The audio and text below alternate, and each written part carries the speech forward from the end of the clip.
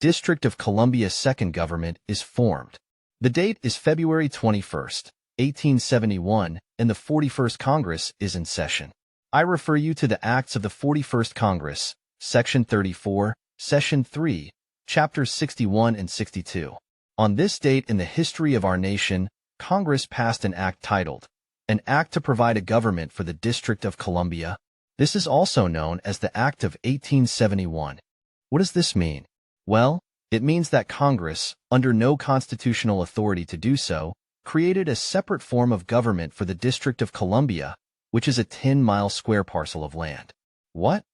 How could they do that? Moreover, why would they do that? To explain, let's look at the circumstances of those days. The Act of 1871 was passed at a vulnerable time in America. Our nation was essentially bankrupt, weakened, and financially depleted in the aftermath of the Civil War. The Civil War itself was nothing more than a calculated front for some pretty fancy footwork by corporate backroom players. It was a strategic maneuver by European interests, the international bankers, who were intent upon gaining a stranglehold on the neck and the coffers of America. The Congress realized our country was in dire financial straits, so they cut a deal with the international bankers. In those days, the Rothschilds of London were dipping their fingers into everyone's pie, thereby incurring a debt to said bankers. If we think about banks, we know they do not just lend us money out of the goodness of their hearts. A bank will not do anything for you, unless it is entirely in their best interest to do so. There has to be some sort of collateral or some string attached which puts you and me, the borrower, into a subservient position. This was true back in 1871 as well. The conniving international bankers were not about to lend our floundering nation any money without some serious stipulations.